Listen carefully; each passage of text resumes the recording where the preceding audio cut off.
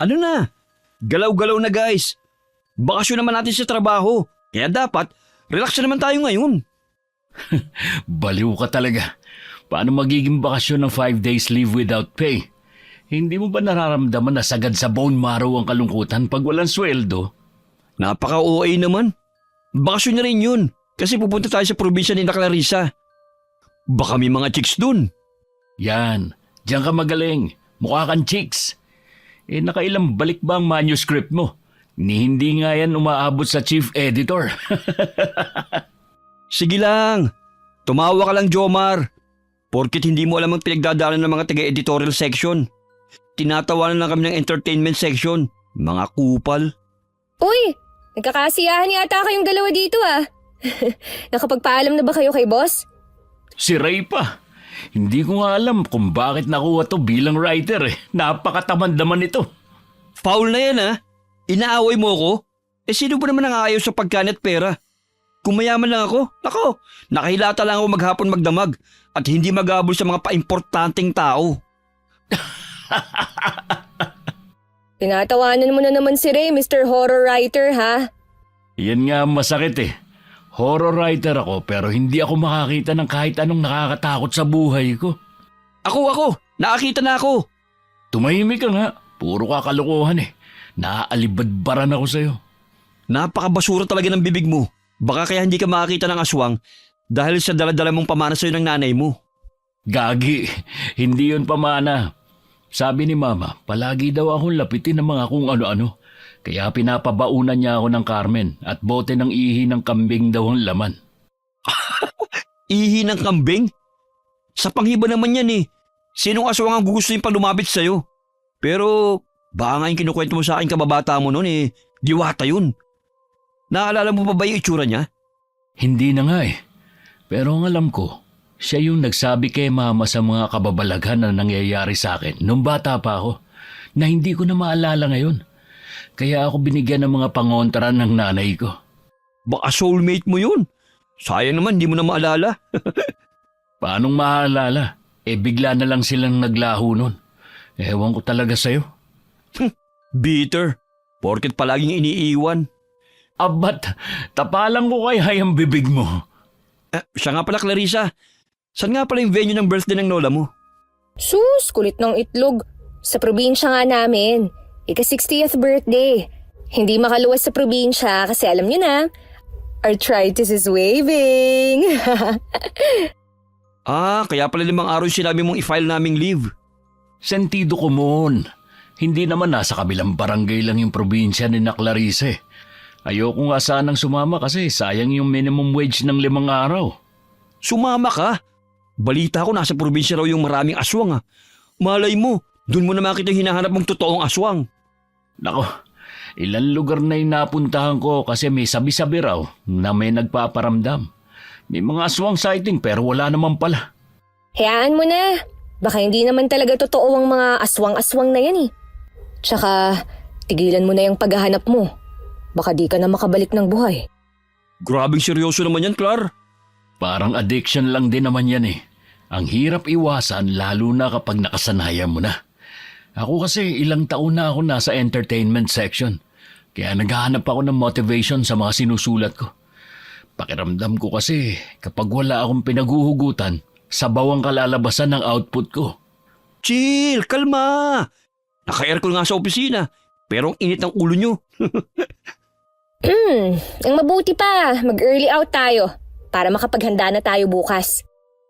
Nang gabi ring yun napagpasya ni na Jomar at Ray na matulog na lamang sa isang bahay. Hindi man aminin ni Jomar, pero silang tatlo talaga ang mabubuting magkaibigan. Kahit madalas silang nagbabangayan ni Clarissa dahil hindi magkatugma ang mga ideolohiya nila. Pero kinabukasan, pagdating nila sa baryo ng kaibigang babae sa probinsya, ay nakaramdam siya ng kakaibang sigla dahil sa nararamdaman niya sa lugar. Masyadong tahimik at puro taniman ng mga palay. Wala ring maayos na semento ang mga kalsada at punong-puno ng mga puno ng kawayan ang paligid. Mas lalong kumabog ang dibdib ni Jomar nang makita niya ang bahay ni na Clarissa. Malaki at sinauna ang disenyo. Papagang sahig at malinis ang paligid. Ang sira at lumang tarangkaan ang nagbigay ng kakaibang disenyo sa lugar. Kasama ng malalaking puno ng akasya na nakapalibot dito. Akala ko ba mainit sa probinsya? Pero bakit sobrang lamig naman dito? Sus, sinisi mo pa ang kalikasan. Hindi ka lang kasi sanay makalanghap ng preskong hangin. Puro ka kasi polusyon. Tama si Jomar, Ray. Pero sa kapal ng libag mo, nakakaramdam ka pa pala ng lamig. Ba't sumasobra ka na? Ang dami nyo namang puno ng akasya rito, Clar. Oo, panahon pa ng hapon ng mga puno ng akasya na yan. Tinanim pa ng mga ninuno namin. Pero hindi nyo naisipang gawing pera, no? Ang mahal na ng bilihan ngayon ng lumber, ah. Ayaw pa naming multuhin kami ng mga ninuno namin, no? Multo nyo lang? May paniniwala nga na ang mga ganyang kalaking puno tirahan ng mga aswang. Kaya kapag pinutol mo raw yan, magagalit yung mga nakatira dyan. Kalokohan. Kung pagpuputol lang pala ng puno ang solusyon para makakita ako ng aswang, magpapaalam na ako sa iyo, Clarissa, na bibiliin ko yung pinakamalaking puno ng akasya. Utot mo! Lolo mo na yung mga puno. Yung edad mo ngayon hindi na nga magwa 1/4 sa edad ng mga puno namin . Pwede ba paawat na kayo sa puno ng akasya? Huwag yun ang pag-usapan, please. Baka marinig pa kayo ng mga nakatira dyan . Naririnig naman kita, Ugok. Malamang katabi kita . Hay nako, Ray. Naririnig ka ni Clarissa kasi siya raw yung nakatira sa puno ng akasya. Maganda ka naman. Pero sigurado akong hindi ka mangangalahati sa ganda ng mga diwatang nakatira dyan. Sino ka para ikumpara ko sa mga pipitsuging diwata na yan? Wala akong alam tungkol sa puno ng akasya na sinasabi mong pugad ng mga mahihinang elemento na yon. Kung ikaw yung nakatira dyan, ibig sabihin nun, aswang ka? At ano kami? Ba't mo kami dinala dito? Para gawing alay? Clarissa, kumalma ka muna. Hindi naman siguro seryoso yung sinasabi ni Ray. Ikaw kasi, yung bunganga mo talaga kahit kailan. Boo! Ututo ko talaga kahit kailan, Ray. Hindi ka na mabiro. Ang ibig ko sabihin, naririnig kita. Kasi dito ako nakatira. Sa bahay na yan. At pagmamay-ari namin ng mga akasyang nakikita mo. Ano? Napakawalang hiya mo talaga, Clarissa. Hindi ko talaga alam kung kailan ka seryoso at kung kailan ka nagbibiro . Sinong nakatira sa akasya at sinong aswang? Nya! Aswang! Aswang! Ikaw ang lalaki ka? Aray ko, ba't namamato ka? May aswang nga, tumakbo na tayo. Sabi ko naman sa inyo na maraming mga elemento nakatira dyan sa puno ng akasya . Huy, ate ko yan. Ate naman kasi, ba't ba nakasuot ka na ng facial mask? At kasalanan ko pa ngayon? Para sabihin ko sa'yo, 6:00 na ng gabi at dapat nagpapahinga na tayo. Papansin talaga. Pinayagan kang pumunta sa syudad ng ilang taon. Hindi para maging ganyan ang ugali mo sa nakatatandang kapatid mo, Clarissa. Sorry po, Ate Selena. Wow! Tama ba yung narinig ko, Jomar? Ang mapagmataas na si Clarissa, humihingi ng tawad? Tumahimik ka kung ayaw mong paputukin ko yung labi mo. Kahit kailan talaga napakamanhid mo, Ray. Ako nga po pala si Jomar, Miss Selena. Ito naman ang kaibigan kong matabil ang dila, si Ray. Mga katrabaho po kami ni Clarissa. O sige, tuloy kayo. Mukhang nakalimutan kasi ni Clarissa na bawal na ang palakad-lakad sa labas paglampas ng 6:00 ng gabi. Uy, akala ko kung ano na yung nasa gilid ng pinto. Ito ang puon na pinaniniwala ang nagbibigay ng kakaibang swerte sa nagmamay-ari nito. Pasensya ka na kung nagulat ka. Wow! Ang daming estatwa ng mga anghel? Mga anghel ba yan? Oo, mga anghel yan. Koleksyon ng tiyahin namin sa abroad na matagal lang namayapa. Pero bakit nakatakpi yung palad sa mukha nila? Shy angel pa yung tawag dyan? Ay, naku Ray. Sinabi ko na sa yung masayang manood ng mga documentaries eh. Ang tawag sa mga statwa na yan ay Weeping Angel. Weeping Angel? Umiiyak ng mga anghel? Bakit naman nakabalandra sila na parang mga gwardya sa pasilyo? Inilagay namin sila sa may pasilyo kasi dapat nasa labas sila. Kaso, sa init ng panahon, bumibitak kaya naisipan na lang naming ipasok. Pero, nasa may bandang pinto pa rin. Jomar ang pangalan mo, di ba? Hindi ko akalain na alam mong tungkol sa Weeping Angel. Ay, hindi naman gaano, miss. Napukaw lang kasi niya yung atensyon ko nung nanunood ako ng palabas na Blink. Naalala ko lang na nakalaban ni Doctor Who yung ganyang mga statwa. Ang alam ko ang Weeping Angel, ginawa para maalala mga kahihiyang nagawa ng mga Time Lords na naging anghel kalaunan. Kaya naghihiganti pa rin sila hanggang nagawa ang statwa na yan. Yun ba yung mga anghel na kapag lumingon ka at hindi ka nakatingin sa kanila, gumagalaw? Yung pumapatay ng tao? Ibig sabihin, hindi na natin pwedeng tanggalin yung tingin natin sa kanila. Baka mami nasa likod na pala natin sila, tapos saksakin tayo. Tumahimik ka na nga. Kung ano-ano talaga yung lumalabas sa bunganga mo eh. Pasensya ka na, Miss Selena. Pagod lang siguro si Ray. Ewan ko ba dito sa isang kaibigan mo, Clarissa? Kung mamamatay tao ang mga estatwa namin dito, matagal na dapat akong patay, hindi ba? Oo nga no, ba't di ko kaya naisip yun? Clarissa, gusto mo ba talagang balanse ang buhay mo, no? Ha? Ano te?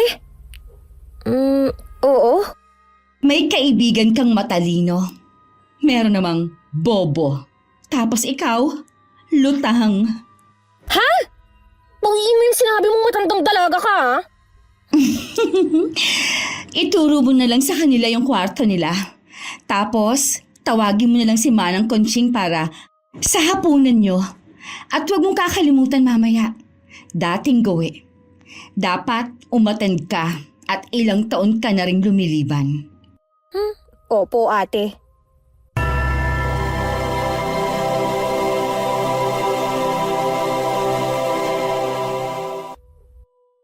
Grabe.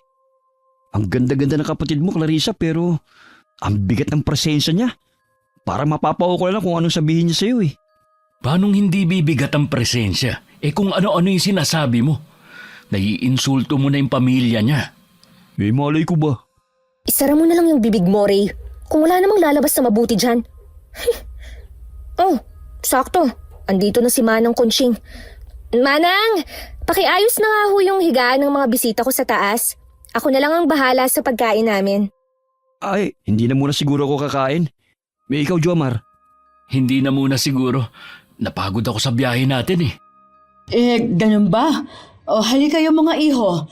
Sa taas ang kwarto ninyo at puno ang mga kwarto sa baba ng mga gamit sa bahay. Pasensya na kayo kung ito lang ang kwartong maipapahiram namin, ha? Ayos na po ito. Mukhang madami po kaming bodyguard dito Oo. Dati kasing kamarero ang pamilya ni na Ma'am Selena. Huminto lang noong matanda na ang donyang lola nila. Kaya naimbak na ang mga santo dito sa kwartong ito. Pero alaga pa rin naman sila. Ganun ho ba? Mukhang maalam ho kayo sa pamilya ni na Clarissa. Matanong ko lang po, ilang taon na ho kayong nagtatrabaho rito? Hindi pa ako pinapanganak. Nandito na ako. Kasi dito na rin tumanda at namatay ang mga kaanak ko. Maiwan ko na muna kayo at mag-aayos pa ako para mamaya. Salamat ho, Manang Conching. Joms, para namang minamarini tayo sa mga santo na ito. Tapos paglabas natin dito, mga banal na tayo. Tumahimik ka nga dyan. Magbihis ka na lang para makatulog na tayo. Uy, talagang ipipikit mo na lang yung mga mata mo rito? Hindi nga yata ako makakatulog nito eh. Kasi parang may nakatingin sa akin. Kinikilabutan ako. Ay magrereklamo ka kay Clarissa? Nakakahiya Kaysa naman patulugin ka sa tabi ng mga Weeping Angel. Mas pipiliin ko na lang dito matulog sa tabi ng mga rebulto. Oo na. Dami mo nang sinasabi. Dig mo pa yung nanay ko eh. Nanay mo siguro si Aling Telma. Sino yun? Ewan ko sa'yo. Natulog si Jomar katabi ang kaibigang si Ray sa isang silid. Pero hindi pa man tumatagal ang pagkakaidlip niya, ay may kakaibang lamig ang gumagapang sa paa niya. At pakiramdam niya, ilang pares na mga matang nakatitig sa kanya. Sinubukan niyang sipain ang paa ng kaibigan niya para tignan kung gising pa ito. Pero malakas na hik lamang ang narinig niya. Wala nang nagawa si Jomar kundi ang balutin ang buong katawan niya ng kumot. Pero maya-maya pa ay naramdaman niyang hindi siya makahinga. Sa inis niya ay binalibag niya ang kumot palis sa katawan at biglang bumangon. Pero halos layasan na sa ng kaluluwa niya sa gulat nang maninag niyang isang figurang tahimik na nakatayo sa may pintuan ng silid. Anong kailangan mo?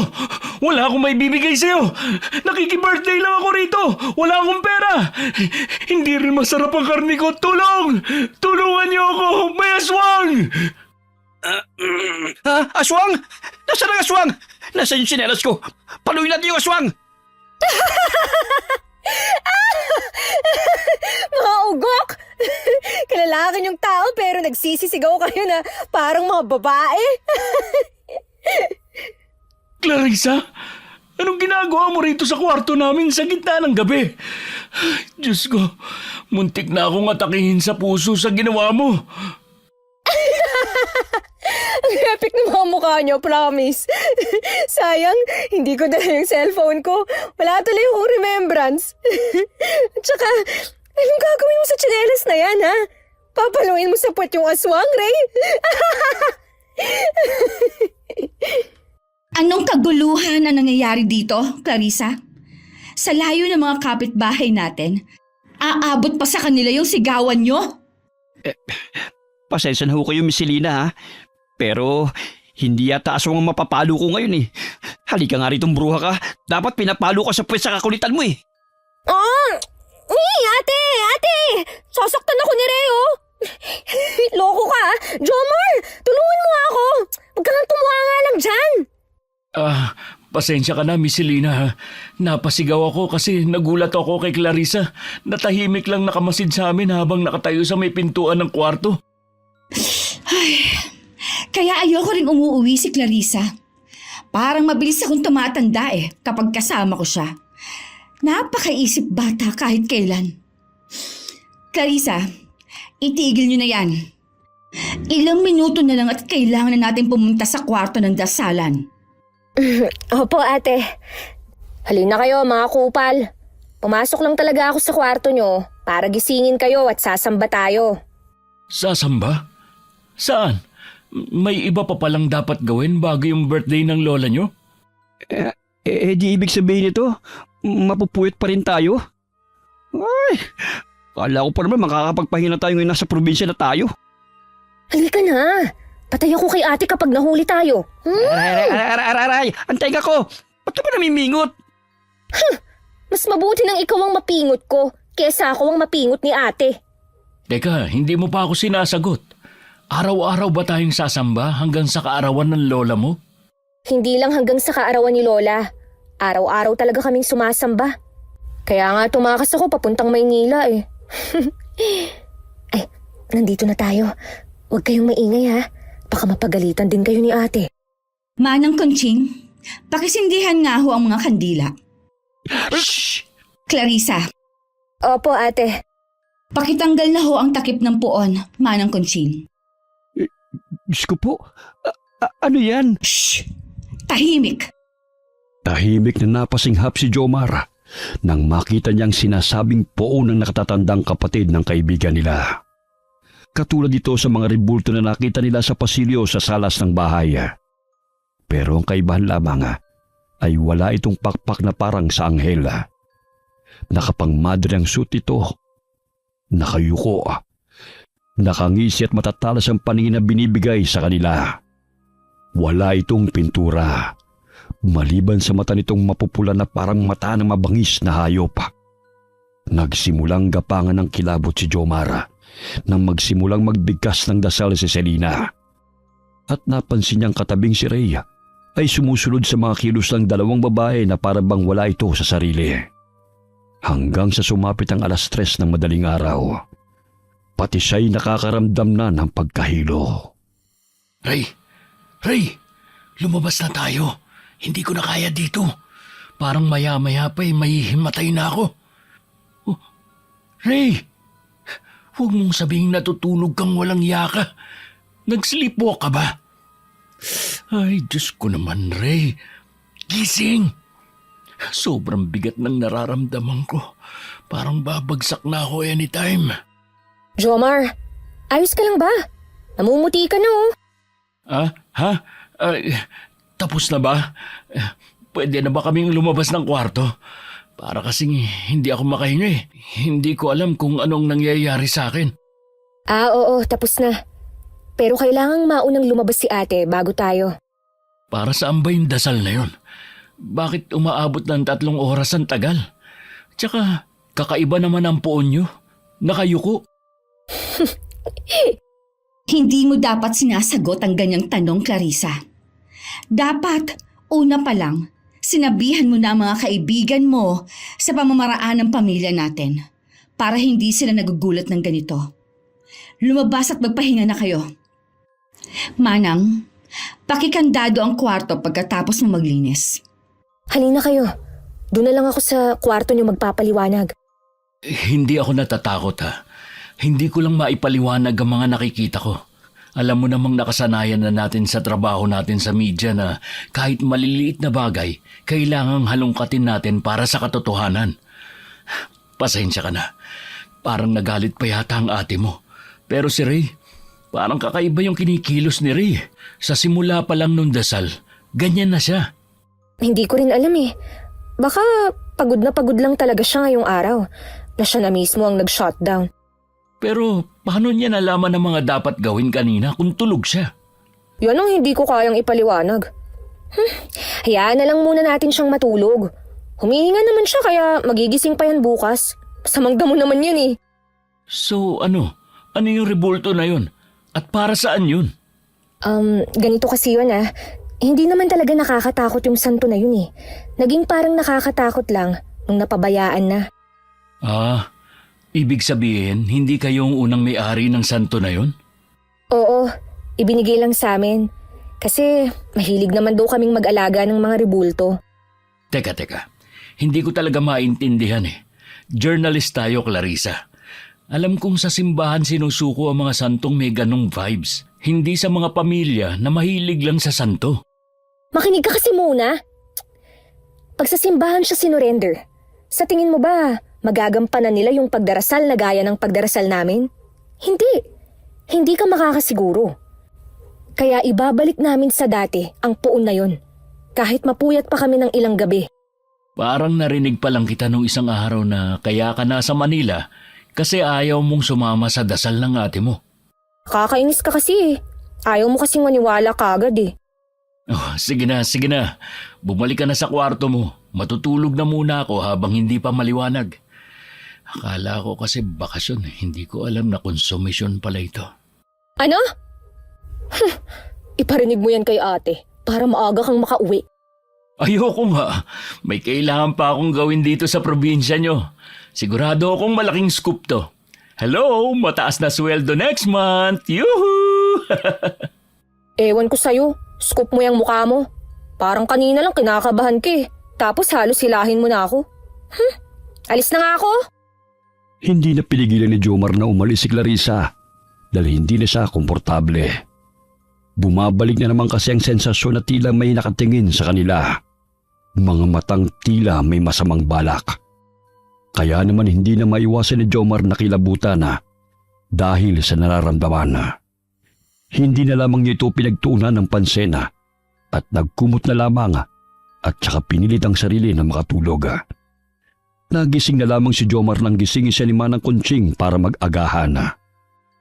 Sige po, Manang Kunching. Lalabas na po kami. Bilisan ninyo at huwag niyong pag-antayin si Selena sa hapag na mag-isa. Baka magalit na naman yon. Po? Sige po. Gigisingin ko lang si Ray, Manang. Psst! Ray!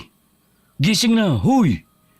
Hindi ako sumama sa'yo para maging alarm clock mo, ha? Huy! Huh? Hala, bakit sobrang taas ng lagnat mo?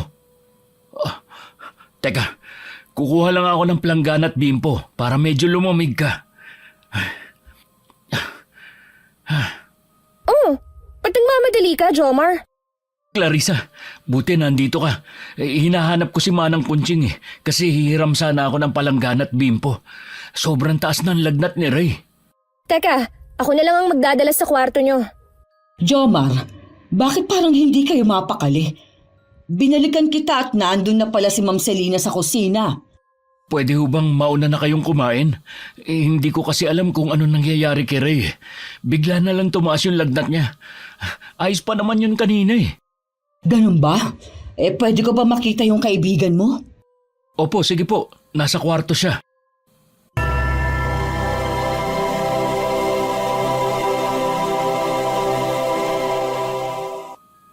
Anong ibig niyong sabihin, Manang?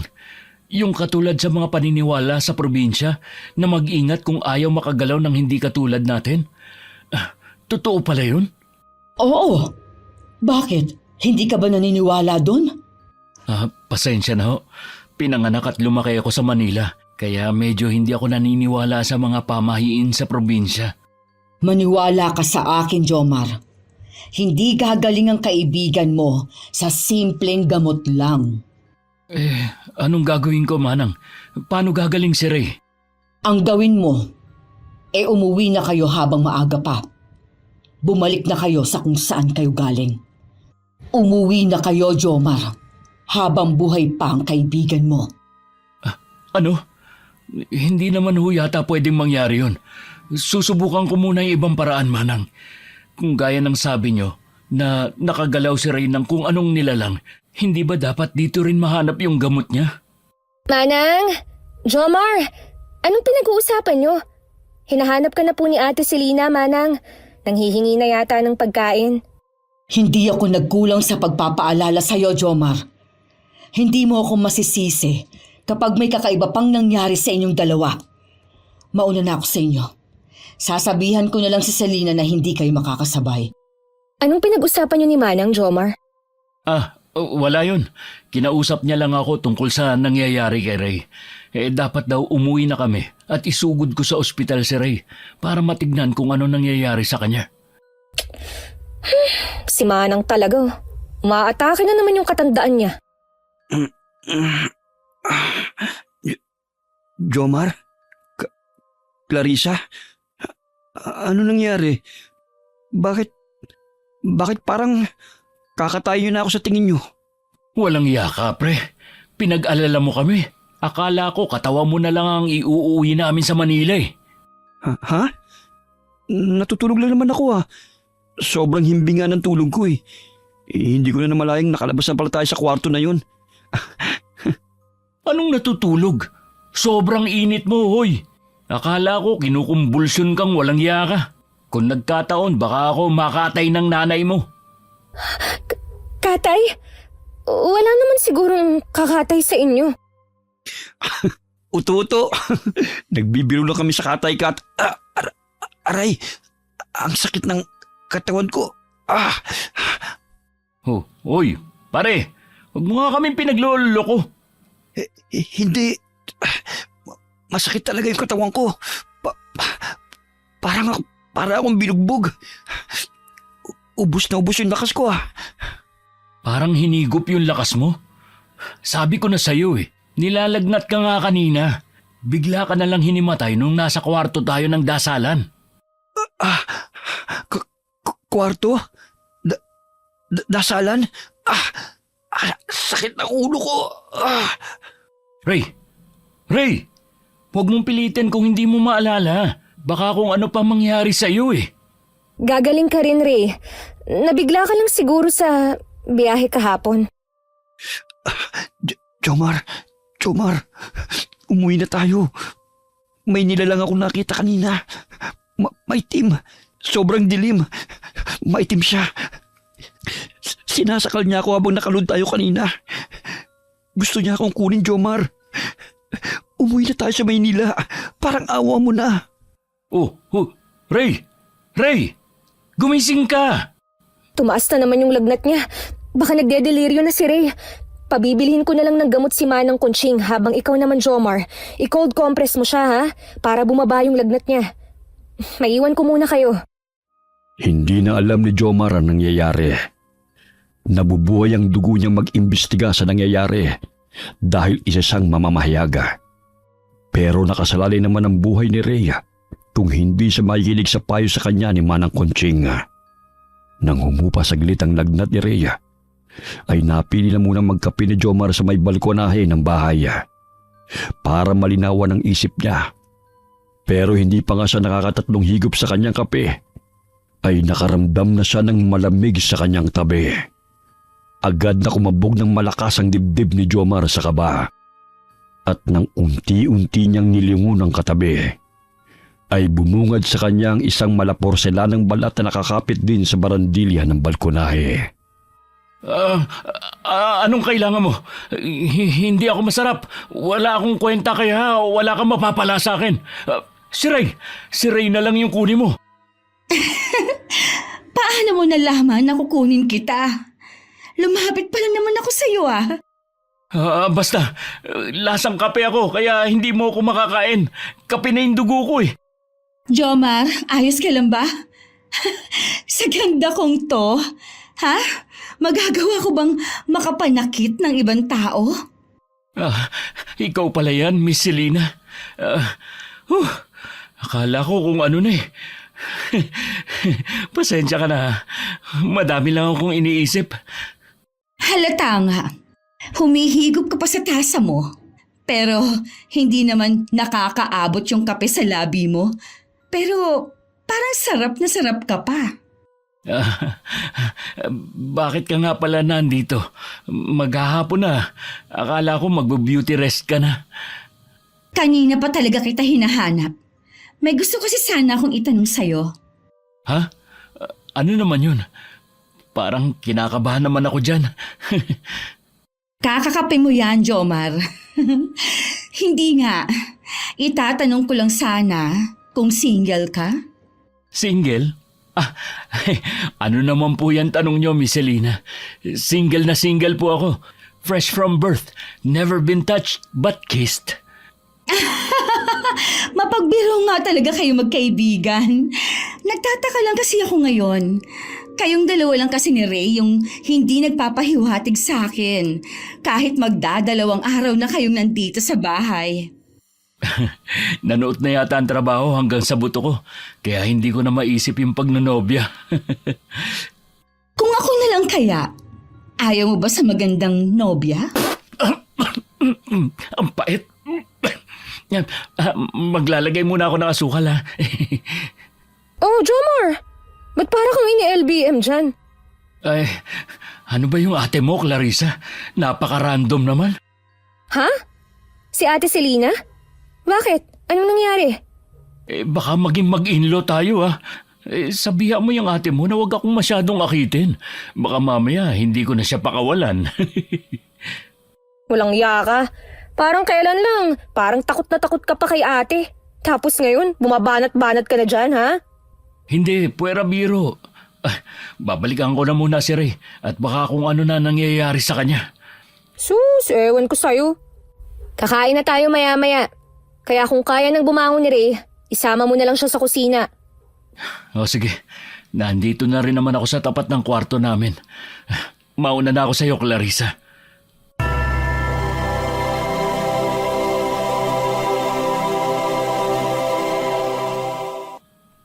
Jomar, mabuti na nandito ka na. Maayos na ang lagay ni Ray.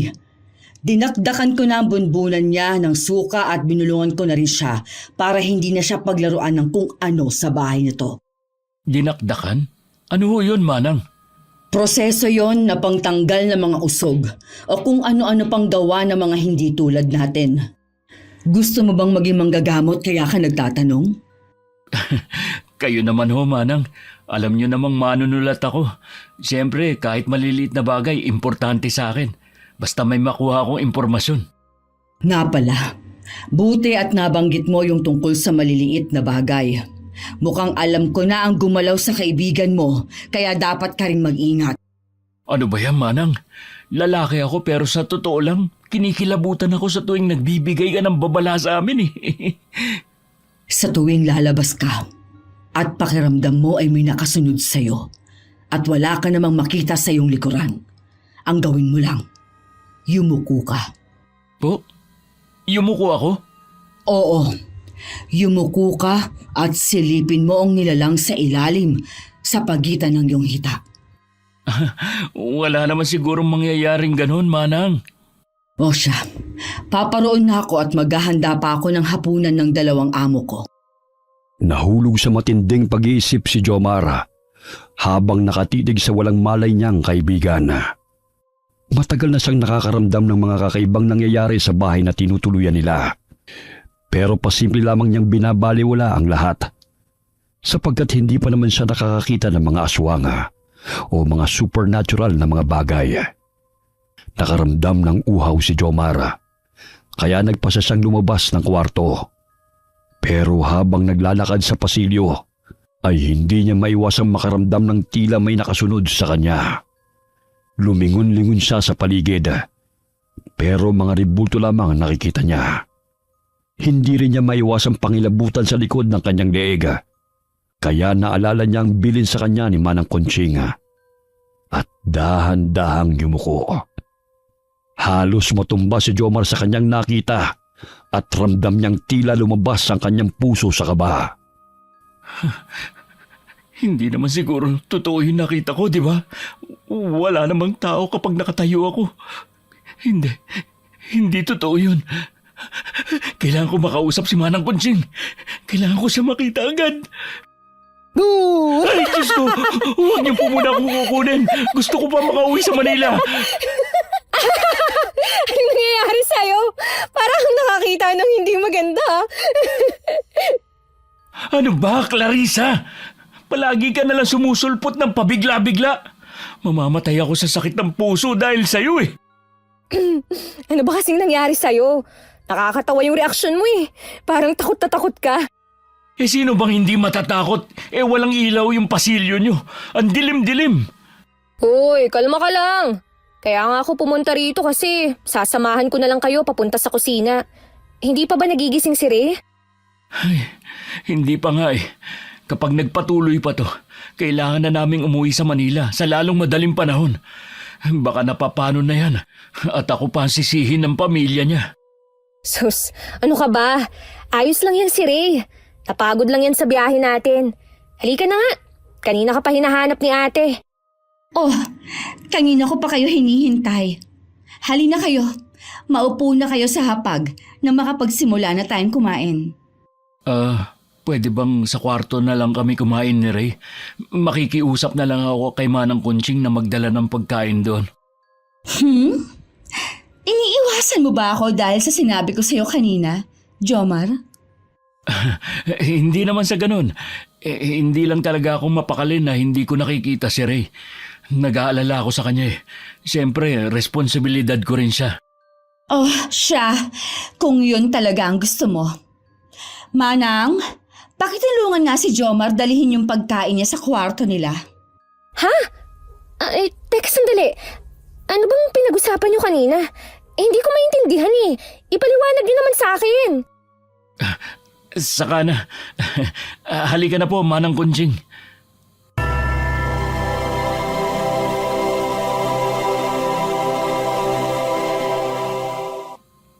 Bakit nagmamadali ka makalabas sa hapagkainan, Jomar? Manang, may sasabihin ako sa inyo. Hindi ko akalain na totoo yung sinabi mo sa akin kanina. Ang alin? Marami na akong sinabi sa'yo, Jomar. Yung tungkol sa pagyuko at pagsilip sa pagitan ng hita ang ibig kong sabihin. Oh, huwag mong sabihin ginawa mo agad yung tinuro ko sa'yo. Yun na nga ho ang problema eh. Ginawa ko kanina at hindi kayo maniniwala sa sasabihin kong nakita ko. Ano? May nakita ka bang hindi nakatira dito? Sino? Ano? Hindi po, kasi nakita ko ay kilalang kilala nyo. Diretsahin mo na ako, Jomar. Baka maabutan pa nilang nag-uusap lang tayo sa labas ng kwarto nyo. Ang nakita ko po, isang babae. Hindi normal na babae. Nakatiwarik siya, nakangisi, mapula mga mata, at matulis at nakalawit ang dila. Sobrang puti ng kanyang mukha. May maiitim na ugat na nakapalibot dito. Siya si... Ay, mabuti pa pumasok ka na. Tinatawag na yata ako ni Selena. Hindi ba, Clarissa? Clarissa, anong ginagawa mo rito? Hindi pa kayo tapos kumain ng pinsan mo, di ba? Pinagmamadali ni Ate Selena si Manang Conching kasi may uutos siya sa matanda. Ganun ba? Papasok na lang muna ako at baka nakakaistorbo pa ako sa inyong dalawa. Maraming salamat sa paghatid ng pagkain, Manang. Ako na lang ang tutulong sa'yo sa pagdadala ng pagkain mo sa loob ng kwarto. Ray! Jomar! Gising na si Ray! Sinasabi ko na nga, Abi. Pagod lang yan si Ray. Ray, ayos ka lang ba? May masakit ba sa'yo? Masakit ba yung ulo mo?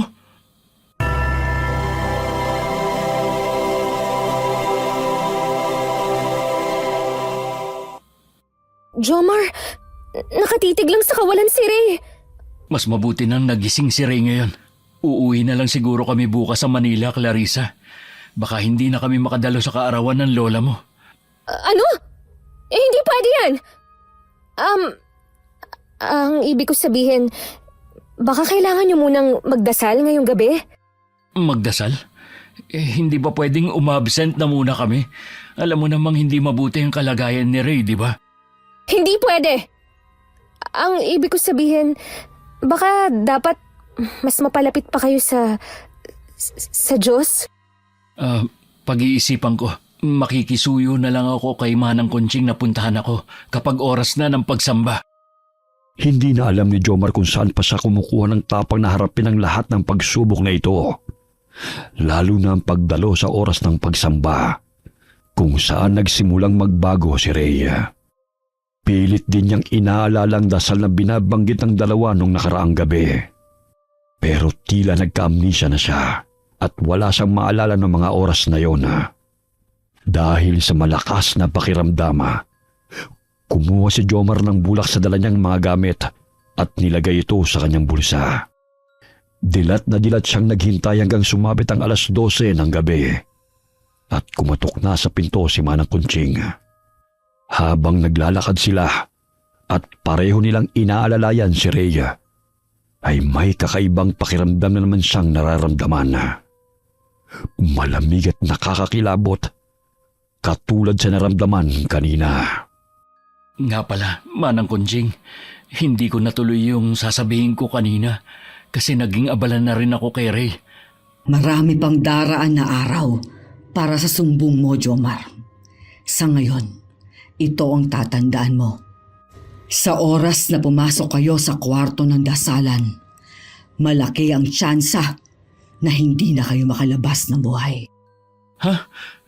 Kung ganun po, mas mabuti ang desisyon kong lumuwas ng Maynila kasama si Ray. Hindi.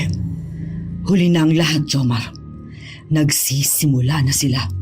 Hindi mo na maibabalik sa dati si Ray. Anong ibig niyo sabihin? Na kahit anong paraang medikal ang gawin ko, ganito na talaga si Ray? Oo, pero may isang paraan ang pwede mong gawin. Ano ho yun? Yon ay alamin ang sikreto na itinatago ng pamilyang ito. Alamin mong lahat dahil isa dito ang susi para makabalik sa dati niyang katauhan si Ray. Mukhang mahirap po ang pinagagawa niyo. Baka abutin pa kami ng kaarawan ng lola ni Clarissa. Nandito na tayo. Hindi na ako papasok, kaya ikaw nang bahala kay Ray, Jomar. Opo, maraming salamat sa tulong niyo magising siya, Manang. Siya nga pala. May sasabihin ako bago ka pumasok. Ano po yun, Manang? Mag-iingat ka sa loob. Huwag kang magpapadala sa dasal nila. Gumawa ka ng paraan. Opo. Sandali lang, Ray.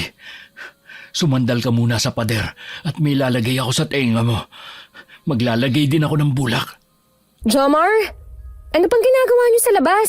Halina kayo. Kanina pa naghihintay si ate sa inyong dalawa. Nangawit kasi yung kamay ko kakakarga kay Ray eh. Tara na, pasandali na lang muna natin siya. Mabuti naman at nandito na kayo. Palagi na lang kayong nahuhuli sa mga usapan nating oras, ha? Pasensya ka na, Miss Selena. Binihisan ko pa kasi si Ray eh. Baka nangangamoy na. Nangangamoy? Anong ibig mong sabihin? Matagal nang patay si Ray? Ay, hindi. Pasensya ka na kung ganun ang pagkakaintindi ninyo. Ang ibig ko sabihin binihisan ko siya para mapreskuhan. Alam nyo na. Mabuti naman kung ganon. Huwag na nating patagalin to. Magdasal na tayo. Nagmamadali si Jomar na may pasak ng maigi ang bulak sa kanyang tenga. Nang magsimula na magdasal si Selena at Clarissa.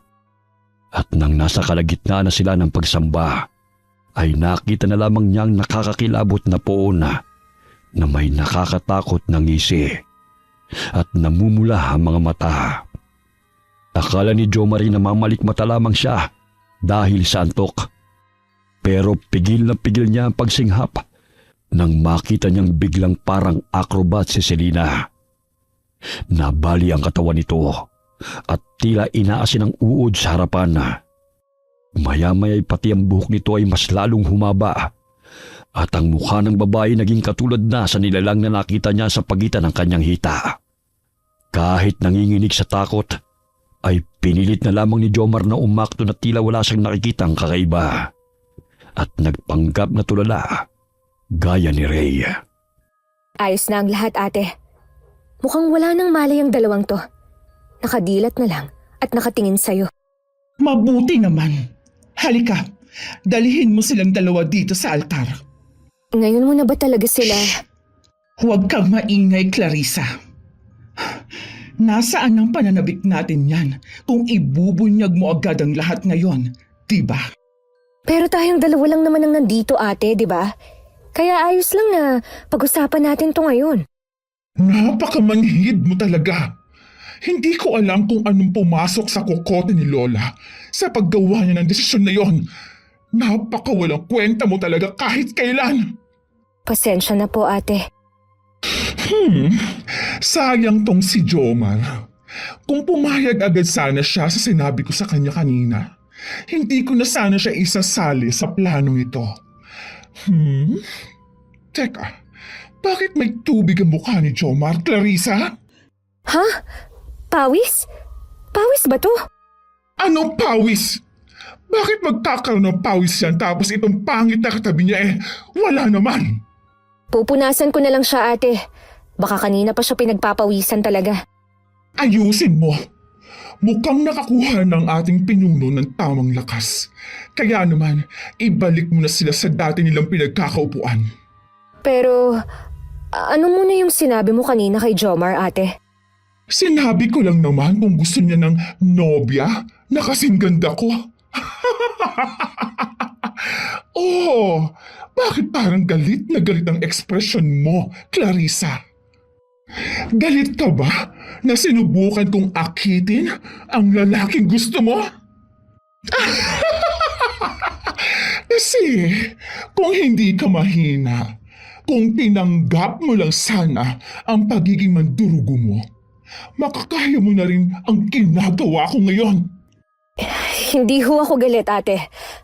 Namamangha lang ako kapag ginagamit mo yung abilidad mo. Gisingin mo na ang mga taong yan. Huwag mo na akong inuto. Baka mamaya, ikaw ang ipalit ko kay Jomar.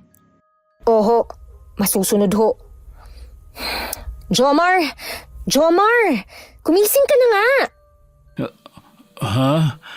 Ano nangyari? Tapos na ba yung pagsamba? Wala na dito si ate, kaya pwede na kayong bumalik sa kwarto. Pasensya ka na ha. Sobrang napagod yata ako kahapon kaya hindi ko na malayang nakatulog na pala ako. Ganun ba? Mabuti naman. Halika na, tulungan na kita sa pagpasan kay Ray pabalik sa kwarto nyo. Hindi na kailangan. Malapit lang naman yon. Matulog ka na. Malamang pupuntahan kami ni Manang Kunching para tignan yung kalagayan namin. O sige, sabi mo eh. Sure ka na ba? Pwede naman kitang tulungan. Oo naman, kaya ko na to. Sige, Mauna na ako sa inyo. Inaantok na rin ako eh. Ray, halika na. Hindi ka naman siguro magpapabuhat ngayon, no? Naglalakad ka na nga kanina eh. Ha? Ba't ka tumigil? Halika na. Bumalik na tayo sa kwarto natin. Ray, ano ba? Ano ba tinititigan mo dyan sa pinto? Nakatingin siya sa pinto ni Ma'am Selina. Manang, mabuti na lang at nandito ka na. Pwede niyo ba akong tulungan dito kay Ray? Bigla na lang siyang tumigil sa paglalakad eh. Tapos nakatulala sa pinto na yan. Kinikilabutan na ako. Baka mamaya maging rebulto na rin ang kaibigan ko. Ulitin mo nga ang sinabi mo, Jomar. Ang alin, Manang? Yung biglang tumigil si Ray? Hindi. Yung dulo na sinabi mo kanina. Na magiging rebulto na si Ray? Diyos ko, huwag niyong sabihin. Pwedeng mangyari ang iniisip mo. May posibilidad na mga rebulto sa bahay na to ay dating mga tao. Kailangan mo na kaagad mahanap ang lunas ni Ray habang hindi pa huli ang lahat. Pero bisperas na bukas ng kaarawan ng lola ni Clarissa. Tama. Kunin mo ang pagkakataon na yon na hanapin ang lunas kasi madaming tao bukas. Walang makakapansin sa'yo kung kikilos ka ng kakaiba.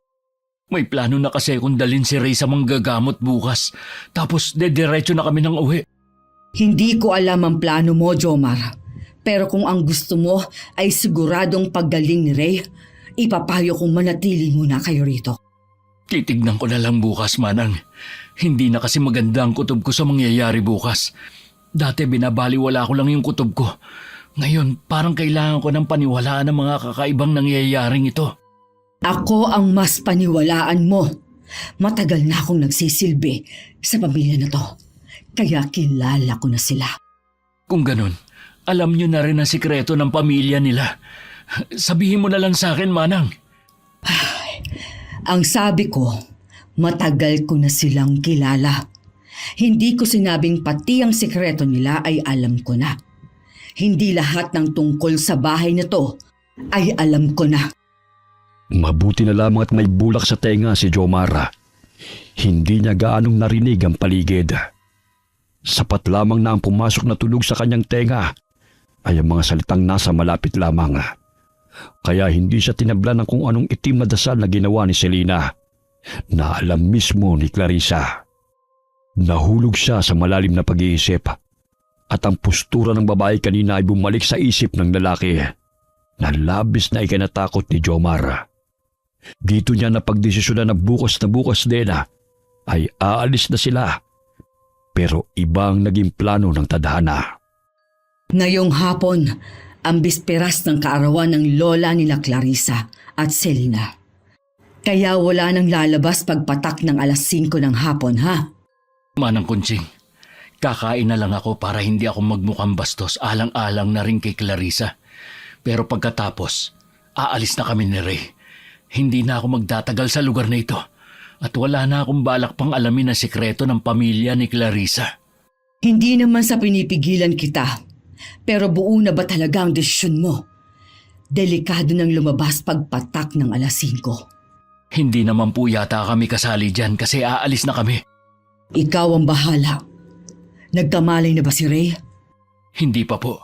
Kaya baka sa probinsya ko na po muna kami pansamantala at maghahanap ako ng manggagamot doon. Ang saya-saya ko. Kaarawan na ni Lola. Nandito pa ang mga kaibigan ko. Tutulungan niyo akong maghanda, ha? Maghanda saan? Siyempre, saan pa? Eh di sa birthday ni Lola. May sasabihin nga pala ako, Clarissa. Ha? Mamaya na yan. Hindi naman siguro importante yan, diba? Kailangan ko na rin magpalit ng damit eh. Kasi 4:30 na. Maghanda na rin kayo ni Rhea. Kita-kits na lang sa kusina. Manang, wala ho ba talagang ibang bisita kundi kami lang ni Ray? Napakabait ko talaga no? Kasi payag pa rin ako sa gusto ni Clarissa kahit alam kong ibang nilalang ang ate niya. Baka ako pa nga maging handa nila Pero ako pa tong nakukonsensyang umalis. Pambihira naman talagang buhay ito. Wala nang ibang bisita. Kaya sigurado akong magagalit si Clarissa kung magpapaalam kang aalis ka na ngayon. Hindi naman ngayon na agad, Manang. Kakain muna kami tapos aalis na. Oh, siya. Wala naman akong magagawa kasi nasa labas naman na yung mga bagahe niyo ni Ray. Pasensya na po. Gusto niyo hubang sumamang tumakas, Manang? Nakakakonsensya naman po kung iiwan namin kayo rito. Salamat. Pero dito na yata ako mamamatay. Kinakabahan mana. Mahigpit ang hawak ni Jomar sa kamay ni Rhea para mahila niya kaagad ito kung sakaling magkatotoo ang masamang kutob niya. Habang tahimik silang kumakain sa mesa. Maraming handa kahit 4 lamang silang nagsasalo-salo. May mga kakaibang putahe na noon lamang niya nakita. Ngunit hindi na siya nag-usisa pa at baka luto lamang ito sa probinsya ni Clarissa. Napansin niyang wala ng lamang tubig ang pitsela kaya nagboluntaryo siyang kumuha ng maiinom sa kusina. Pagpasok pa lamang niya roon ay nakaramdam na siya ng tila malamig na hangin at kurot sa kanyang tiyana dahil sa biglaang matinding kaba. Nakita niya ang isang malaking itim na kaldero at hindi niya alam kung anong pumasok sa isip niya nang buksan niya ito. Malakas na napasinghap si Jomar at halos masuka siya sa nakita. Pero pilit niyang pinakalma ang sarili para hindi siya mahalata at matiwasay silang makalis sa demonyong lugar na yon ni Rhea. Ray, bakit nakangiti ka dyan? Nakakausap ka na ba? Bigla na lang umiti ang kaibigan mo nang lagyan ko ng karne yung plato niya. Ngumiti? Hindi naman ngingiti si Ray dahil sa binigay mo sa kanya Kasi hindi siya mahilig sa karne. Ganun ba? Pero nakita ko namang sinubo at nilunok niya yung karneng binigay ko Ha? Nilunok? Ayos ka lang ba, Jomar? Masama ba ang pakiramdam mo? Pwede ba akong pumunta sa banyo? Isasama ko si Ray at sisipilyuhan ko. Baka kasi magalit siya sa akin at pinakain ko ng karne. Vegetarian pala si Ray? Pero, noong unang araw, kahit ano naman yung kinakain niya. People change. Banyo muna kami. Oo nga, Jomar. Bakit ka magbabanyo? Ray, nakakapagsalita ka na? Walang hiya ka? Pinag-alala mo ako? Ha? Ayos lang naman ako Anong ayos? Ngayon ka lang nagsalita ulit. Ewan ko sa'yo. Nababaliw ko na yata, Jomar Hindi. Hindi mo ako naiintindihan. Ngayong magaling ka na, may kukwento ko sa'yo. Paanong bigla ka na lang nakapagsalita na parang walang nangyari sa'yo? Dahil yata sa karne na kinakain ko. Hindi naman nasusuka si Ray gaya ng sinasabi mo. Ayos lang ba, Selena? May pag-uusapan lang sana kami ni Ray. Jomar! Ano bang nangyayari sa'yo? Kanina ka pa aligaga. Sisirain mo ba yung kaarawan ng lola ko? Paano kung masisira? Wala naman dito yung may birthday, hindi ba? Ano ba kayo? Magtigil kayong dalawa! Nag-aaway kayo sa harap ng hapagkainan! Magdasal na tayo, Clarissa! At kayo namang dalawa, kung gusto ninyong magbanyo na kayo! Hindi na lumingon si Jomar at hinila na lamang ang kaibigang si Rhea. Kinakausap niya ito habang mabilis silang naglalakad. Pero hindi na naman ito sumasagot. Nang tignan ito ni Jomar, nakita niyang wala na namang buhay ang mata ng lalaki at nakatitig na naman sa kawalan. Hindi niya na alam kung anong gagawin. Parang inaalis na siya ng katinuan dahil sa nararamdamang takot. Gaya ng nakasanayan niya, mas inuna niyang makatakas sila kaysa mag-isip pa ng kung ano-ano. Pero bago sila lumabas, nilibot niya muna ang buong bahay para hanapin si Manang Kunching para isama itong tumakas. Pero ni anino nito ay hindi niya makita. At yun na yata ang pinakamaling desisyon na nagawa niya nang makita niyang nakahalukip-kip na si Selena na nakangisi at nakasandal sa pader ng pasilyo ng bahay.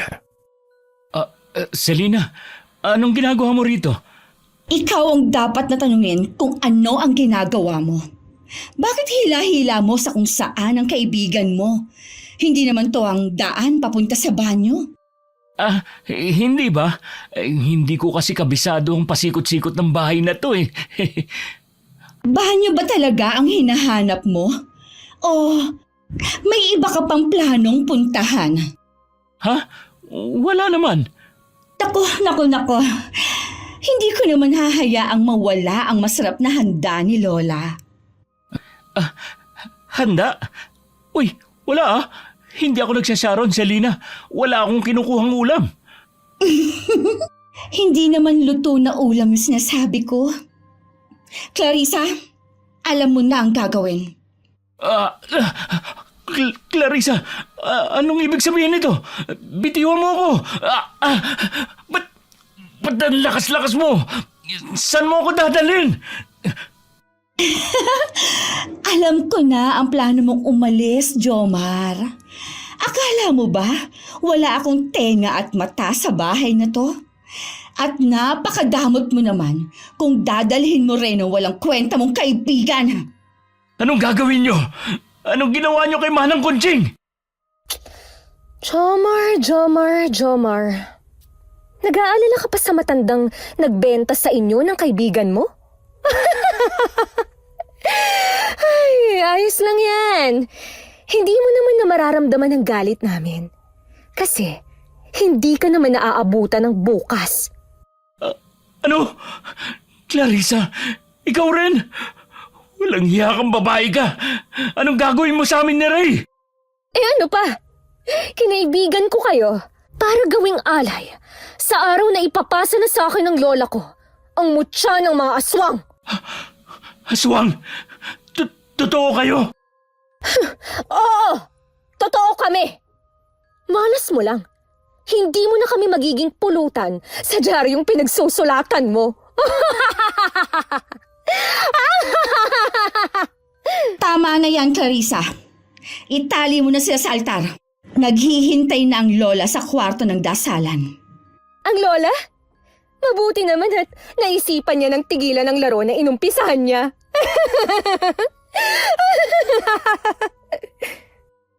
Sandali lang, Clarissa. Pag-usapan muna natin to. Bakit mo ko tinatali? Ray, gumising ka. Gising ka na kanina. Kawawang Jomar. Binigyan ka na nga ng babala ni Manang Kunching. Pero hindi ka pa rin naniwala. Sinasabi na rin sa'yo ng matandang yon ang paraan para gumaling ang kaibigan mo.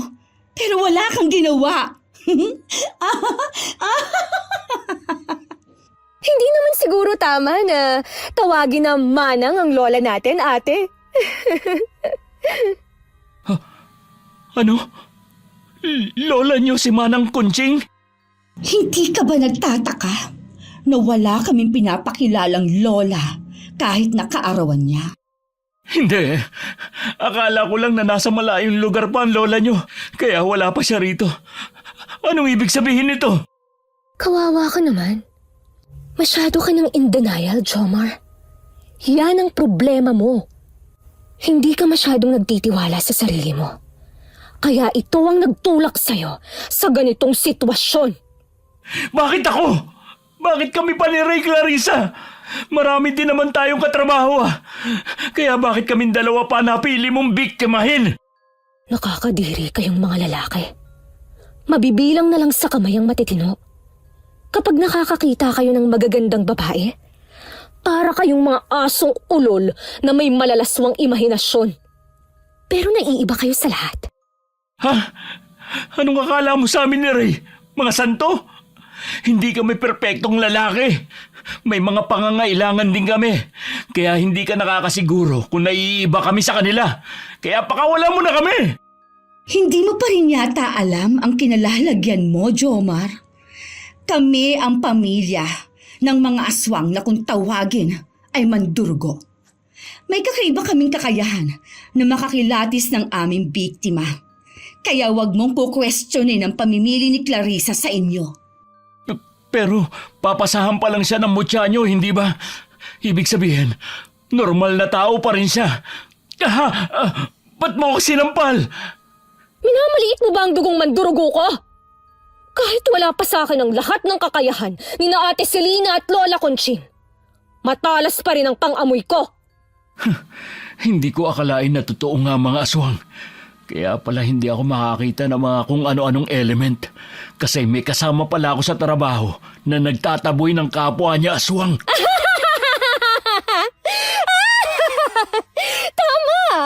Tama ka dyan. Kaya ngayon, maging masunurin kang alay at tulungan mo na lang ako sa pagiging lubos kong mandurugo.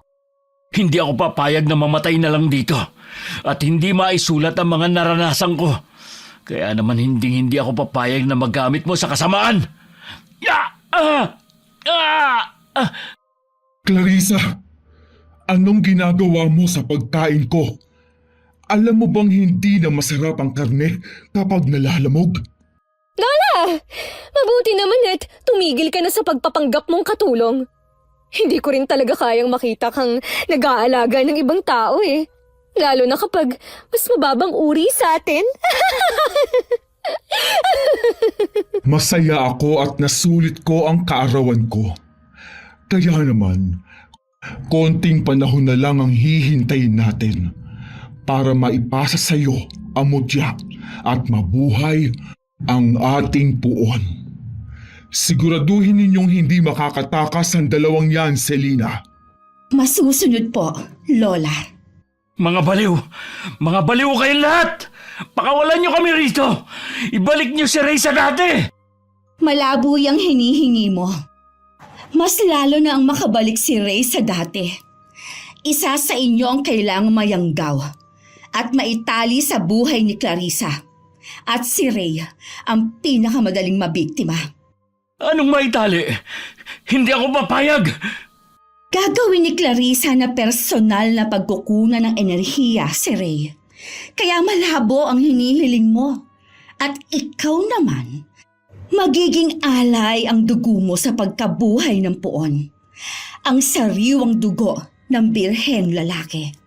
Yan ang kailangan namin. Hindi! Hindi! Pakawalan mo kami! Selena! Bumalik ka rito! Pakawalan mo kami! Hindi na ininda ni Jomar ang nananakit niyang kamay at hindi na rin pinansin ng lalaki ang nakakakilabot na presensya na dulot ng nakakatakot na poon sa kanyang likod. Agad niyang ikinuskos ang kamay na may tali sa kanyang likod sa may matulis na gilid ng altara. Mabilis at paulit-ulit, hindi alintanang paghapdi ng kanyang balat hanggang sa maramdaman niyang nag-iinit na ang tali at tuluyan na nga itong naputol. Wala na siyang sinayang na oras. Agad niyang hinawakan ang kwelo ni Ray at hinila ito. Wala nang lakas si Jomar para kargahin pa ang kaibigan, kaya minabuti na lamang niyang hilahin ito. Halos magdilim ang paningin ni Jomar at masuka dahil sa kaba habang tumatakas sila. Pero hindi pa man sila nakakalayo sa bahay ay nakarinig na siya ng alulong ng aso at malalakas na pagaspas ng ibon sa kalapit na gubat. Buisit, Ray. Gumising ka na kung ayaw mong iwang kita rito. Ano ba kasing nilaklak mo na bigay ni Selena at Clarissa para maging ganyan ka? Ha? Nilaklak? Tama. Ba't ngayon ko lang naalala yun? Sinabi ko na sa'yo, Clarissa, na huwag kang aalis sa tapat ng kwarto kanina. Bakit ako yung sinisisi mo? Ikaw naman yung bigla na lang umalis. Hindi ba ako pwede magbanyo? Hindi ako katulad ni Lola Conching na nakatatagal sa anyo ng mandurugo. Tao pa rin ako, kaya nakakaramdam ako ng mga pangangailangan. Ang sabihin mo na lang, ayaw mong patayin si Jomar kasi gusto mo siya kesa sa pagiging laruan mo. Tumahimik ka kung ayaw mong dugo mong sipsipin ko. Lintik, ang bilis nilang makahabol. Teka, naalala ko. Dala ko nga pala yung boteng bigay ni Lolo. Nasaan na ba yun? Maghiwalay tayo sa paghahanap para mabilis. Doon ka sa kabilang sulok ng gubat. Ako dito sa bungad. At paano mo sila madadalang dalawa kapag nakita mo sila? Alalahanin mong wala ka pang kapangyarihan na mandurugo. Nakakainis ka na talaga.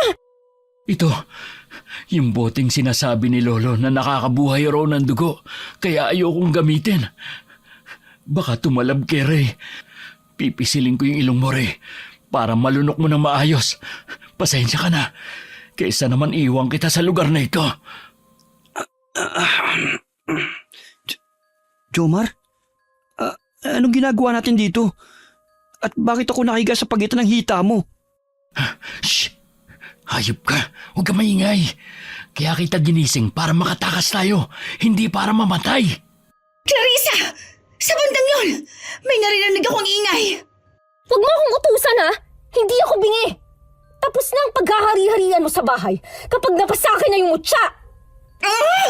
Ang sarap mong ihambalos! Siguraduhin mong mahuhuli mo sila kung ayaw mong dugo mong ipainom ko sa puon natin! Ray, bilis! Kailangan na natin makalabas sa gubat na to at makahingi ng tulong. Teka, saglit lang. Walang lakas yung paa ko. Wala akong pakialam. Ihahakbang mo yan o magiging dinuguan ka ni na Clarissa. Clarissa? Dinuguan? Wala akong maintindihan. Saka ko nasasabihin sa iyo lahat. Ang importante sa atin ngayon ang makalayo. Clarissa! Sa banda mo! Ayun sila! Tumatakbo palabas sa gubat! Huwag kang utos ng utos! Habulin mo rin! Jomar, bakit ba tayo tumatakbo? Huwag na natin paghabulin si Clarissa na mahal ko. Bumalik na tayo. Kasal kami. Umayos ka, Ray. Hindi kita niligtas para ipahamak ang buhay ko. Kung hindi ka patitigil, tatapalan ko ng dahon ng alingatong yang bunganga mo. Teka lang, Jomar. Kailangan bang kaladkarin mo ako? Hindi na ako makapaglakad. Literal na hinihila ko na lang yung paa ko. Kung binilisan mo ang takbo, hindi ka na sana makakaladkad. Sinabi nang walang lakas yung paa ko eh. Inuubos mo ang lakas ko. Itiko mo na yung bunganga mo, Ray. Lintik na mga peste to. Ang bibilis tumakbo. Kung pwede lang ako magbago ng anyo kahit hindi pa madaling araw. Hingal na hingal si Jomar at parang walang katapusan ang gubat na tinatakbuhan nila. Panay naman ang reklamo ng kaibigan niyang si Rhea nang pabalag niya lamang itong kinakaladkad palayo sa dalawang babaeng aswang. At nang lingunin niya ang kaibigan ay nakita niyang warak na ang salawal ito dahil sa pagkakasabit-sabit sa mga sanga na dinadaanan nila. Kaya naman nakikita na ang panloob nitong bulaklakin. Pero wala na siyang oras para pagtawanan ng kaibigan dahil palakas na rin ang mga yabag na humahabol sa kanila. Kaya walang pinagpilian si Jomar kundi ang magpadausdos at lumusot sa isang siwang sa gitna ng isang nakatumbang malaking punong kahoy para magtago. Pero sa kamalas-malasan ay nakalawit pa ang paa ni Ray palabas at hindi niya mahila ang kaibigan papasok. Ray, itulak mo yung katawan mo papasok. Tulungan mo kung iligtas kang hayop ka. Ayoko magpaligtas sa iyo, Jomar. Pinaghihiwalay mo kami ng asawa ko. Ilang beses ko bang sasabihin sa iyo na hindi mo asawa si Clarissa? May malamig na kamay na nakahawak sa paa ko, Jomar.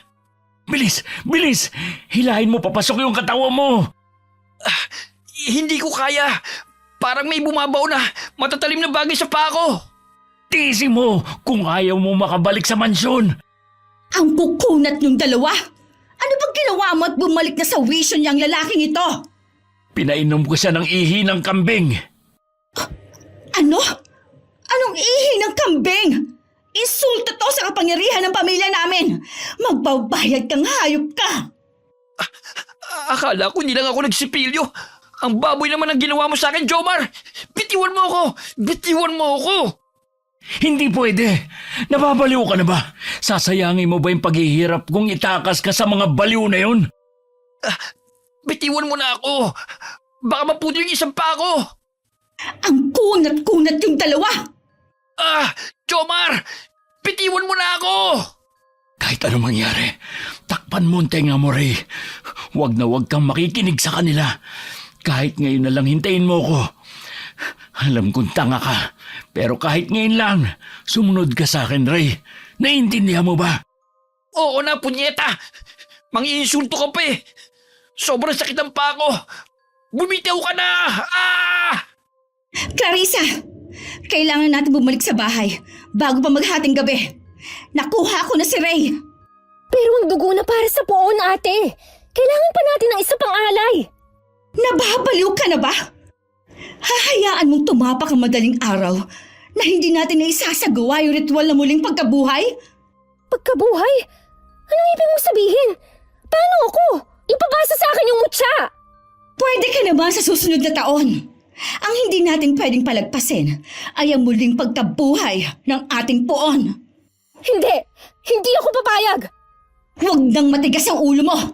Kung ayaw mong gamitin tong lakas ko bilang mandurgo, para kalagkarin ka pabalik ng bahay. Ang paa ko! Tulungan mo ako, mahal ko! Nagdudugo ang paa ko! Hindi mo ako kaano-ano, Ray. Tigilan mo ako sa ilusyon mo. Kakadiri ka. Mas pipiliin ko pa si Jomar na matali sa buhay ko kaysa sa pangit na katulad mo. Halika na! Wala na tayong oras para hanapin pa si Jomar. Ha? Hindi ba magkasama lang sila kanina? Hindi ko alam. Si Ray lang ang nakita ko dito. Baka nasa ilalim ng puno, nagtatago. Ano ba? Maglalaro ka lang ba o babalik na tayo sa bahay bago pa magising si Lola? Pumili ka! Kung hindi lang kita pinsan eh. Kinakahiyangan ng angkan natin ang pamilya mo eh. Sabi ng tumigil ka! Napatakip ng bibig si Jomar habang nakikinig sa pag-aaway ng magpinsan. Pigil hininga siya habang nakikinig sa mga papalayo nitong mga yabaga. Nang wala na siyang marinig ng mga kaluskos, agad na siyang gumapang palabas at naghanap ng paraan para muling mailigtas si Rhea sa kamay ng pamilyang aswang. Sakto naman at pagtingala niya ay may nakita siyang puno ng ligas at nagkaroon naman siya ng ideya kung paano talunin ng mga aswang na walang ginagamit ng mga tradisyonal na pangontra sa aswang. Matapos pitpitin ni Jomar ang bunga ng ligas, ay sakto naman sa hindi kalayuan ay may ligaw na puno ng dalandana na mukhang matanda na. Kaya binali niya ang matinik na sanga nito at saka pinaliguan ng katas ng ligas. Kahit kabadot kumikirot ang mga sugat sa katawan, maingat na muling bumalik si Jomar sa bahay ng mga aswang para iligtas ang kanyang kaibigan.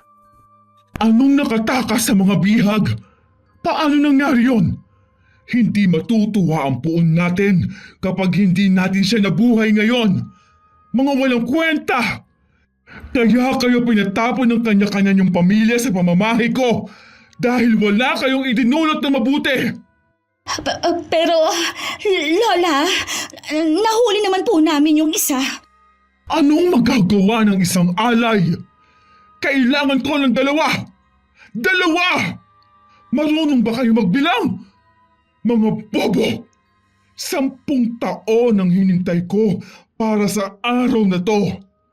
Alam niyo ba ang mangyayari kapag wala akong mapagsalinan? Mamamatay tayo at mamamatay ka, Clarissa, kapag wala kang pagkukunan ng dugo sa oras ng pagsasali ng mutya. Mga bobo! Lumayas kayo sa harapan ko! Hahanapin po namin ng isang alay, Lola. Bilisan nyo! 2 oras na lang at maghahating gabi na!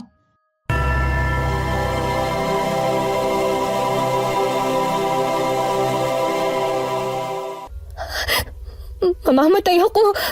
Mamamatay ako! Ayoko pang mamatay! Kailangan kong mahanap si Jomar. Hindi pwede to. 5 taon ko siyang inakit. Hindi pwedeng wala siyang silbi. Hindi pwede to. Hindi pwede. Umayos ka, Clarissa. Kailangan na ulit nating lumabas ng gubat. Maaabutan pa natin si Jomar kapag nagmadali tayo. Ano? 2 tayong aalis? Paano si Ray? Paano kung makatakas na naman siya? Anong gagawin natin? Ayoko pa mamatay. Magiging makapangyarihan pa ako mandurugo katulad ng pawn natin. Aray! Kailangan kitang sampalin para magising ka sa katotohanan, Clarissa. Kahit kailan, hinding-hindi kita hahayaang lamangan ako. Walang kabutihang nananalaytay sa dugo nating mga aswang. Kaya hindi ako makakapayag na uutos-utusan mo ko balang araw. Ano? Napakatuso mo talaga. Alam kong tinago mo si Jomar para hindi matuloy ang pagsasali ng mutya sa akin. Saan mo siya hinayaang magtago? Sa gubat? Sa gubat?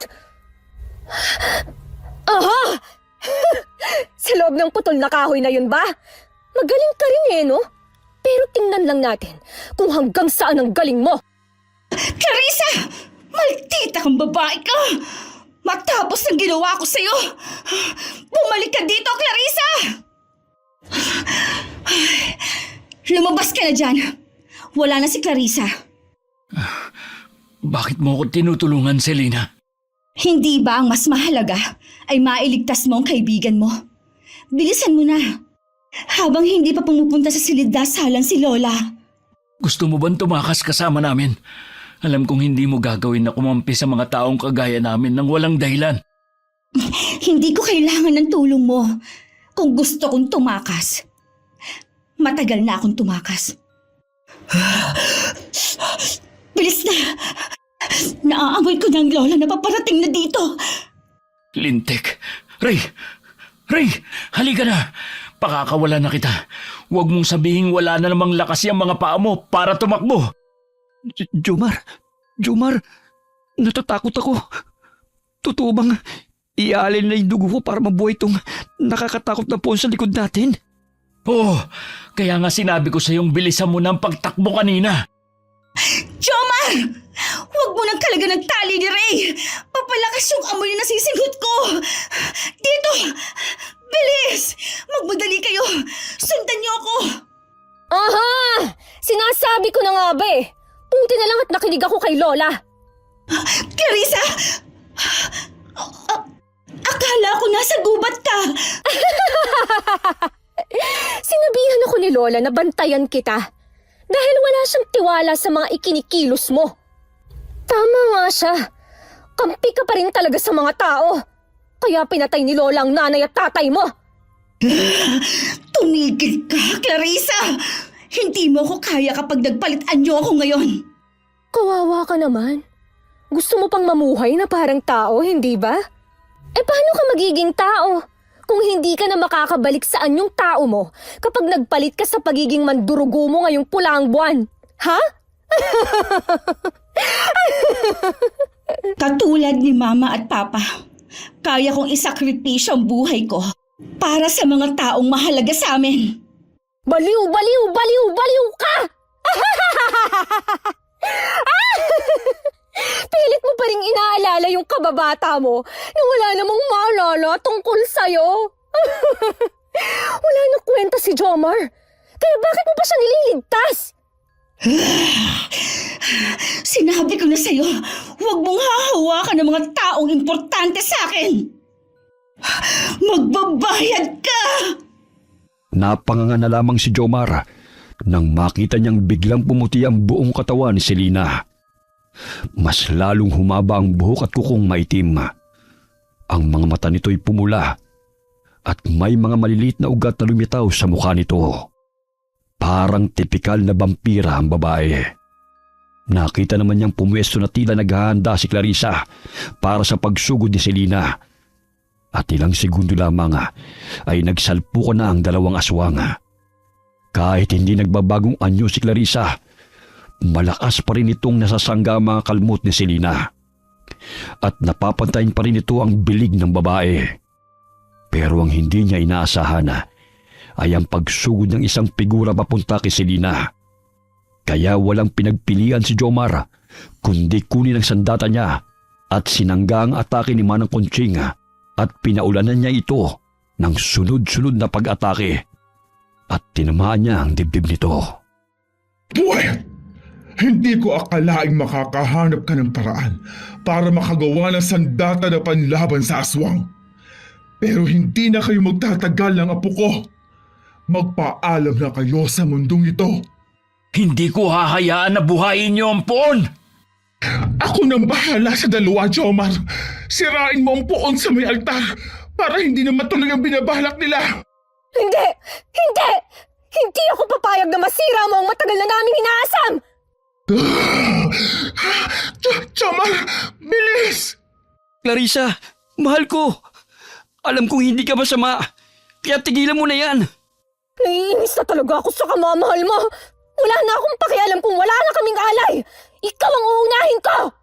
Si Ray! Ray! Hindi! Jomar, huwag mong iwan ang poon!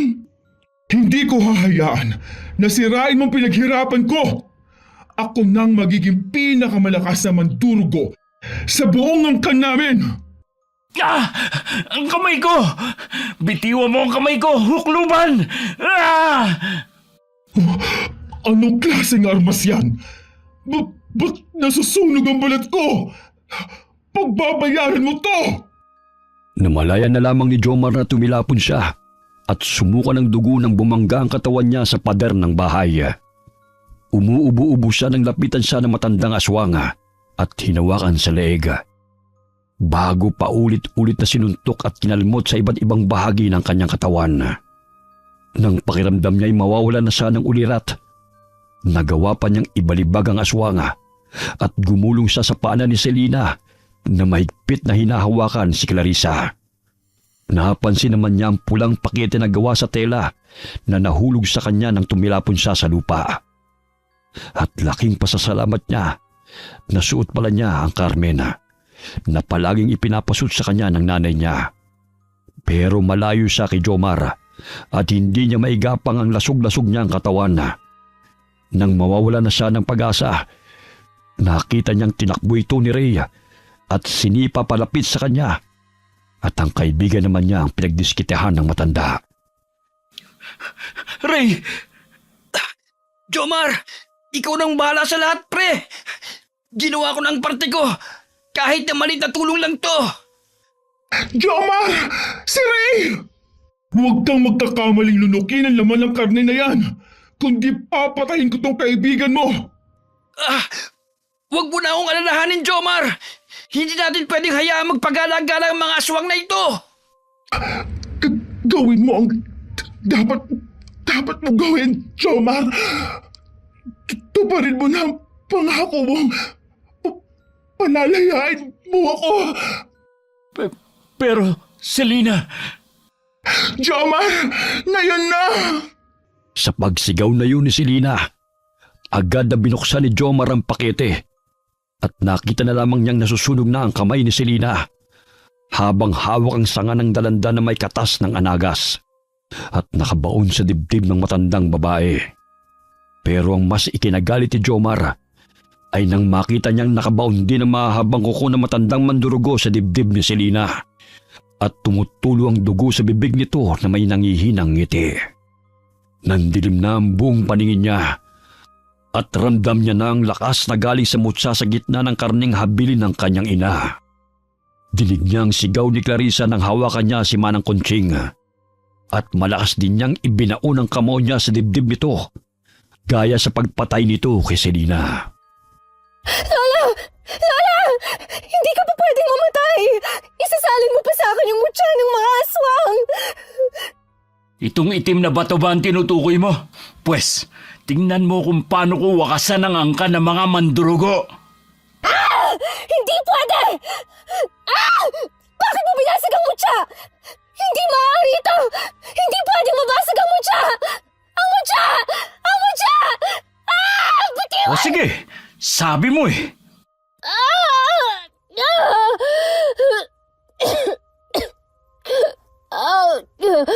Magbabayad ka sa ginawa mo! Dahil hindi ako mamamatay tao na katulad niyo, Clarissa, hindi kita papatayin. Tutingan mo ang buhok ko! Huwag mo akong kalat ka rin! Papakawalan naman kita eh.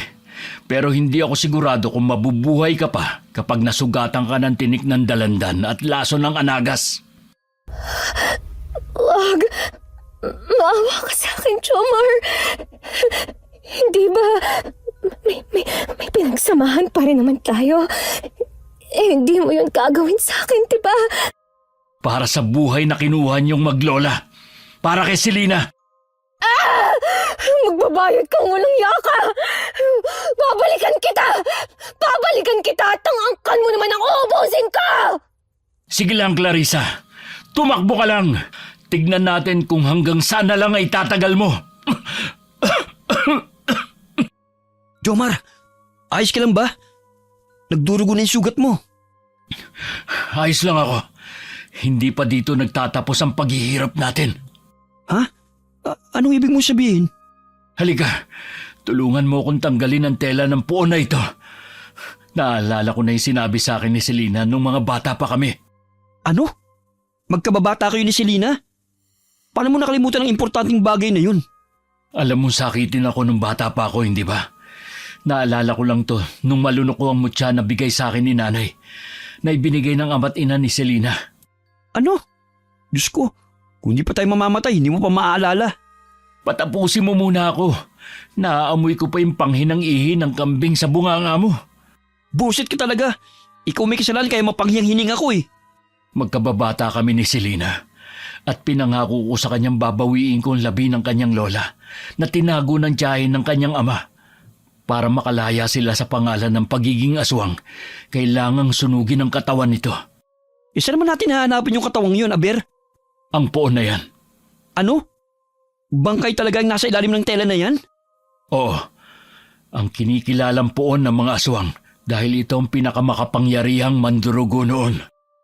Binuhat ni Jomar ang labi ni Selena na hindi pa nagiging abo, katulad ng isang normal na aswanga, at itinabi niya ito sa altara kung saan nakahiga ang naagnas na katawan ng lola nito.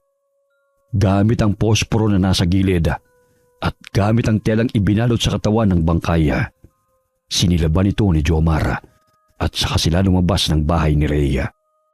At mula sa malayo ay tinatalo nilang tinutupok ng malaking apoy ang kahoy na bahay ng pamilyang aswanga hanggang sa magliwanag ang buong paligid at ang natira na lamang ay ang ribulto ng mga anghel at mga santo. Lumipas ang panahon at naging isang alaala na lang ang lahat.